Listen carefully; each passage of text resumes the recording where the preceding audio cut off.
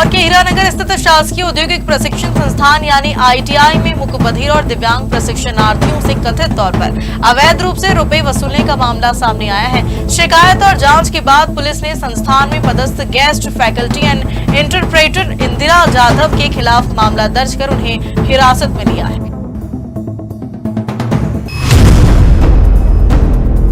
इंदौर के देवी अहिल्या विश्वविद्यालय में छात्र संघ चुनाव की मांग को लेकर हुए प्रदर्शन के दौरान हंगामा हो गया। प्रदर्शन के दौरान छात्रों ने धक्का देकर विश्वविद्यालय का मुख्य गेट तोड़ दिया। मामले में विश्वविद्यालय प्रबंधन की शिकायत पर पुलिस ने 10 छात्रों के खिलाफ एफआईआर दर्ज की है। छात्र संघ चुनाव कराने की मांग को लेकर छात्र प्रदर्शन कर रहे थे। इस दौरान प्रदर्शनकारी छात्रों ने विश्वविद्यालय के मुख्य चैनल गेट पर धक्का मुक्की की और गेट को तोड़ दिया। घटना के बाद विश्वविद्यालय प्रबंधन ने पुलिस से शिकायत की। शिकायत के आधार पर छोटी ग्वालटोली पुलिस ने 10 छात्रों के खिलाफ मामला दर्ज किया है। छात्रों पर शासकीय संपत्ति को नुकसान पहुंचाने और बिना अनुमति प्रदर्शन करने के आरोप लगाए गए हैं। पुलिस अब पूरे घटनाक्रम की जांच कर रही है। प्रदर्शन के दौरान बनाए गए वीडियो और विश्वविद्यालय परिसर में लगे सीसीटीवी फुटेज के आधार पर छात्रों की भूमिका की पहचान की जा रही है। उज्जैन में सिंहस्थ 2028 की तैयारियों के बीच रोड चौड़ीकरण का काम तेज हो गया है। शहर के अलग अलग मार्गों पर चौड़ीकरण की जद में करीब 70 छोटे बड़े धार्मिक स्थल चिन्हित किए गए हैं। इनमें छतरी चौक की प्रमुख शाही मस्जिद भी शामिल है, जिसे नगर निगम की ओर से नोटिस दिया गया है। महाकाल की नगरी उज्जैन में मास्टर प्लान के तहत सड़क चौड़ीकरण और विकास कार्य तेजी से चल रहे हैं। नगर निगम के मुताबिक विभिन्न मार्गों पर सड़क निर्माण से प्रभावित होने वाले धार्मिक स्थलों की अंतिम सूची तैयार की गई है। करीब 70 धार्मिक स्थल चौड़ीकरण की जद में आ रहे हैं। नगर निगम आयुक्त अभिलाष मिश्रा के अनुसार इन धार्मिक स्थलों को आपसी समन्वय और समझाइश के जरिए सुरक्षित स्थानों पर विस्थापित करने की कार्रवाई की जा रही है। प्रशासन का कहना है कि कई स्थानों पर आमजन के सहयोग से धार्मिक स्थलों का विस्थापन किया जा चुका है।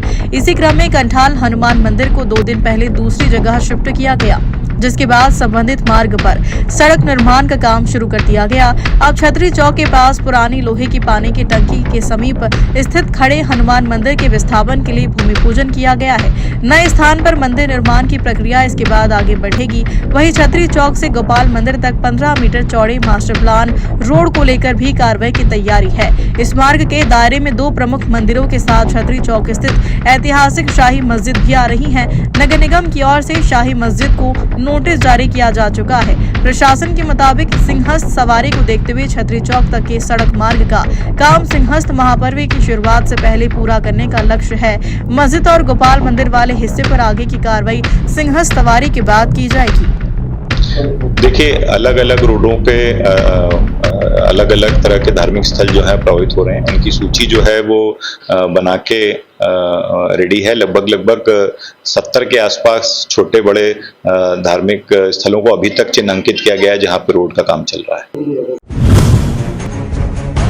उज्जैन के महाकाल लोक से श्रद्धालुओं की सेहत से जुड़ी बड़ी खबर आई है। खाद्य सुरक्षा विभाग की टीम ने फूड जोन में छापा मारकर नेमा कुल्फी सेंटर का लाइसेंस सस्पेंड कर दिया। निरीक्षण के दौरान स्टोरेज एरिया में गंदगी और चूहे मिलने पर अधिकारियों ने कार्रवाई की। सावन के महीने में महाकाल मंदिर में देश भर से बड़ी संख्या में श्रद्धालु पहुंच रहे हैं। इसी बीच जिला प्रशासन के निर्देश पर खाद्य सुरक्षा विभाग की टीम ने महाकाल लोक के फूड जोन में अचानक जांच की। जांच के दौरान नेमा कुल्फी सेंटर की स्टोरेज एरिया में गंदगी और खाद्य सुरक्षा मानकों में लापरवाही सामने आई। अधिकारियों के मुताबिक निरीक्षण के दौरान चूहे भी पाए गए। खाद्य पदार्थों की सुरक्षा को लेकर गंभीर स्थिति मिलने पर टीम ने मौके से फालूदा और कुल्फी के सैंपल जब्त किए। मामले की गंभीरता को देखते हुए खाद्य सुरक्षा विभाग ने नेमा कुल्फी सेंटर का लाइसेंस तत्काल प्रभाव से निलंबित कर दिया। कार्रवाई की खबर मिलते ही फूड जोन में हड़कंप मचा और कुछ दुकानदार शटर गिराकर उज्जैन में पूर्व प्रधानमंत्री स्वर्गीय राजीव गांधी की जयंती पर विभिन्न कार्यक्रमों का आयोजन किया। देव जागरण समिति और जिला युवक कांग्रेस की ओर से शहर में सद्भावना रैली निकाली गई। रैली में बड़ी संख्या में स्कूली बच्चे और कांग्रेस कार्यकर्ता शामिल हुए। पूर्व प्रधानमंत्री स्वर्गीय राजीव गांधी की जयंती के अवसर पर शहीद पार्क से सद्भावना रैली का आयोजन किया गया। रैली की शुरुआत से पहले 5 प्रतिभाओं को राजीव गांधी अवार्ड देकर सम्मानित किया। इसके बाद सद्भावना रैली शहर के प्रमुख मार्गों से होते हुए क्षीरसागर स्थित कुश्ती एरिना पहुंची, जहां रैली का समापन हुआ। रैली में स्कूली बच्चों के साथ बड़ी संख्या में कांग्रेस कार्यकर्ताओं ने हिस्सा लिया। रैली के समापन पर शामिल लोगों ने आपसी सद्भाव और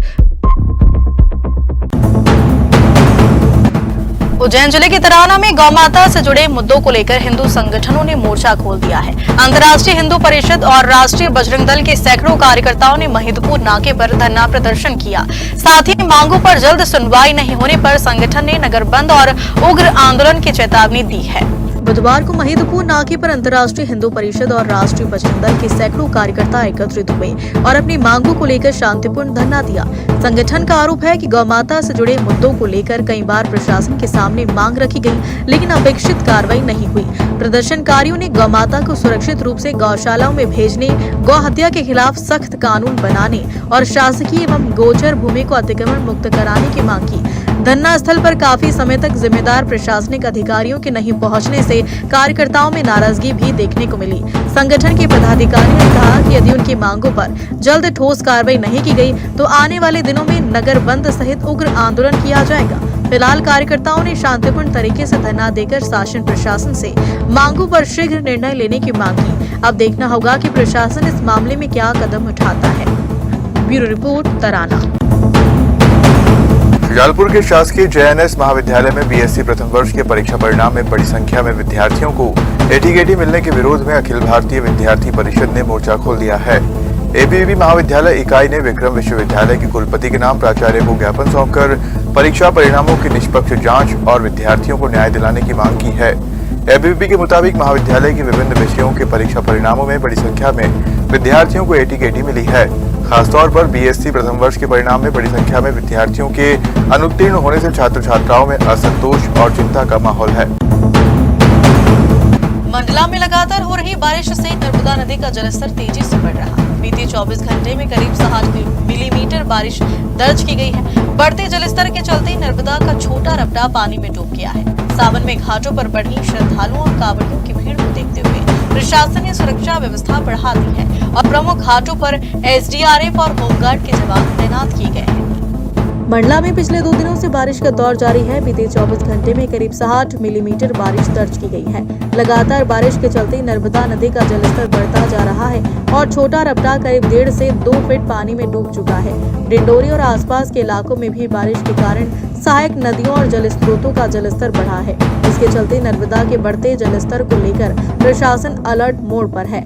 SDRF की टीम संवेदनशील स्थानों पर लगातार निगरानी कर रही है। सावन माह के चलते मंडला के नर्मदा घाटों पर श्रद्धालुओं और कांवड़ियों की आवाजाही बढ़ी हुई है। श्रद्धालु नर्मदा से जल लेकर अपने गंतव्य की ओर रवाना हो रहे हैं। ऐसे में किसी भी अप्रिय स्थिति से निपटने के लिए प्रमुख घाटों पर होमगार्ड और SDRF जवानों की तैनाती की गई है। जवान घाटों पर श्रद्धालुओं की गतिविधियों के साथ नदी के जलस्तर और बहाव पर भी लगातार नजर रख रहे हैं। प्रशासन ने लोगों से नदी के गहरे हिस्सों, तेज बहाव वाले क्षेत्रों और पानी में डूबे रास्तों पर जाने से बचने की अपील की।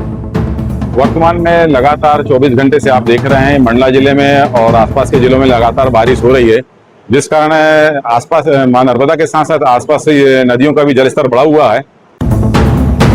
पूर्व प्रधानमंत्री राजीव गांधी की जयंती के मौके पर कांग्रेस प्रदेश अध्यक्ष जीतू पटवारी ने प्रेस कॉन्फ्रेंस कर केंद्र सरकार पर जमकर निशाना साधा। पटवारी ने शिक्षा व्यवस्था, महंगाई, किसानों और शराबबंदी को लेकर सरकार से कई सवाल किए। राजीव गांधी की जयंती पर जीतू पटवारी ने उन्हें पंचायती राज और कंप्यूटर क्रांति का जनक बताते हुए श्रद्धांजलि दी। जीतू पटवारी ने बताया कि कांग्रेस की CWC बैठक में छात्रों की आवाज उठाने के लिए पूरे देश में छात्रों की गूंज कार्यक्रम आयोजित करने का निर्णय लिया गया है और भारतवर्ष के लोकतंत्र को मजबूत करने की दिशा में सबसे बड़ा कदम था। आपको याद है TN शेषन साहब, उसी दौर में, राजू जी के दौर में ही TN शेषन साहब ने जिस तरीके से चुनाव सुधार अधिकार या प्रयास किए थे, वो किसी से छुपे हुए नहीं। झाबुआ में सिकल सेल मरीजों की बेहतर देखभाल और उन्हें सामाजिक आर्थिक रूप से सशक्त बनाने की दिशा में स्वास्थ्य विभाग ने कदम बढ़ाया है। स्वास्थ्य विभाग के प्रशिक्षण केंद्र बाड़कुआ में सामुदायिक स्वास्थ्य अधिकारियों के लिए विशेष प्रशिक्षण कार्यक्रम आयोजित किया गया। प्रोजेक्ट संपूर्ण सिकल केयर के तहत आयोजित प्रशिक्षण में कलेक्टर डॉक्टर योगेश तुकाराम भरसट ने सिकल सेल प्रभावित लोगों की 100% स्क्रीनिंग और चिन्हांकन पर जोर दिया। उन्होंने कहा कि किसी व्यक्ति में सिकल सेल की पहचान होने पर उसके परिवार के सदस्यों की भी स्क्रीनिंग की जाए ताकि जरूरतमंद हर मरीज तक स्वास्थ्य सेवाएं पहुंच सके। कलेक्टर ने बताया कि आयुष्मान आरोग्य मंदिरों के माध्यम से मरीजों को मेडिकल केयर उपलब्ध करवाई जाएगी। जबकि सामाजिक आर्थिक पुनर्वास के लिए सिकल सेल मित्र के माध्यम से सामुदायिक सहभागिता बढ़ाई जाएगी। सिकल सेल मित्र मरीजों के घर जाकर उनकी समस्याओं की जानकारी लेंगे और पात्र हितग्राहियों को पेंशन सहित अन्य सुविधाओं से जोड़ने में सहयोग करेंगे। मध्य प्रदेश की लाडली बहनों के लिए बुधवार का दिन खास रहा। मुख्यमंत्री डॉक्टर मोहन यादव ने मुख्यमंत्री लाडली बहना योजना की 39वीं किस्त जारी कर दी है। इसके साथ ही रक्षाबंधन के मौके पर बहनों को 250 रुपए का शगुन भी दिया है। यानी पात्र लाडली बहनों के बैंक खातों में कुल 1750 रुपए की राशि ट्रांसफर की गई है। मुख्यमंत्री ने मैहर में आयोजित कार्यक्रम के दौरान सिंगल क्लिक के जरिए प्रदेश की लाडली बहनों के खातों में राशि पहुंचाई। सरकार की ओर से करीब 2148 करोड़ रुपए की राशि ट्रांसफर किए जाने की जानकारी दी गई है। मुख्यमंत्री लाडली बहना योजना के तहत पात्र महिलाओं को हर महीने 1500 रुपए की आर्थिक सहायता दी जाती है। अगस्त महीने में रक्षाबंधन के अवसर पर सरकार ने 250 रुपए का अतिरिक्त शगुन भी जारी किया है। इसी के चलते इस बार महिलाओं के खातों में सामान्य किस्त से ज्यादा था, यानी 1750 रुपए पहुंचे हैं। राशि जारी होने के बाद बड़ी संख्या में महिलाओं ने सरकार की इस सौगात पर खुशी जताई। कार्यक्रम के दौरान मुख्यमंत्री डॉक्टर मोहन यादव ने लाडली बहनों पर पुष्प वर्षा कर उनका स्वागत भी किया। कार्यक्रम में मुख्यमंत्री मोहन यादव ने एक दिन पहले हुई कैबिनेट बैठक के फैसले का भी जिक्र किया। मुख्यमंत्री ने कहा कि विधानसभा चुनाव भले ही 2 साल बाद होना है, लेकिन लाडली बहना योजना को 5 साल तक के लिए बढ़ा दिया गया है। सरकार के इस फैसले से योजना का लाभ लेने वाली महिलाओं को आगे भी आर्थिक सहायता जारी रहने की उम्मीद। आपके बीच जिस बात को महसूस कर रहा हूँ वो बहुत पुराना गाना है, जिसके आधार पर हमारा आपका जो प्रेम का संबंध बना।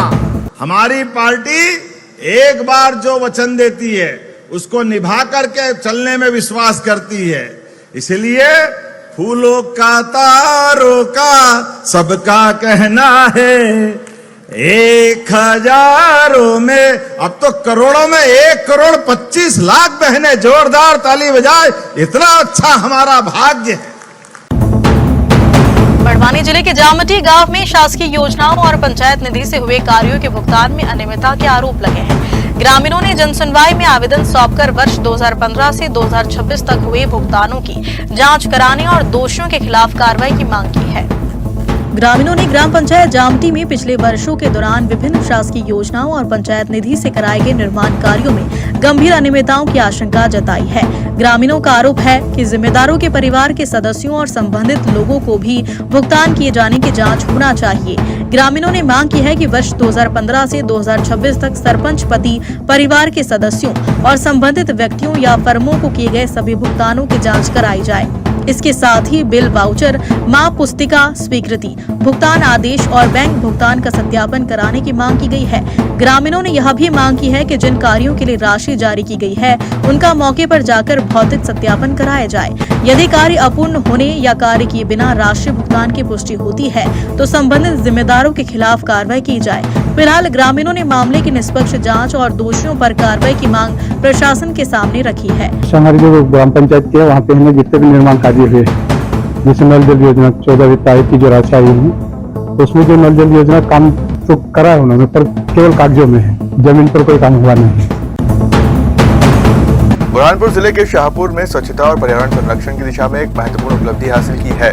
लगातार 4 वर्षों के प्रयासों के बाद शाहपुर को प्लास्टिक मुक्त बनाने का दावा किया गया।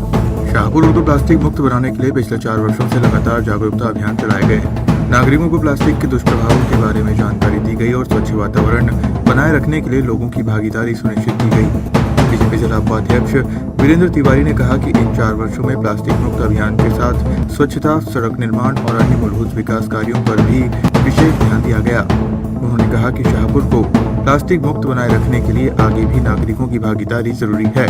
लक्ष्य सिर्फ प्लास्टिक मुक्त शाहपुर नहीं बल्कि इसे स्वच्छ, सुंदर और विकसित शहर के रूप में प्रदेश और देश में मिसाल बनाना है।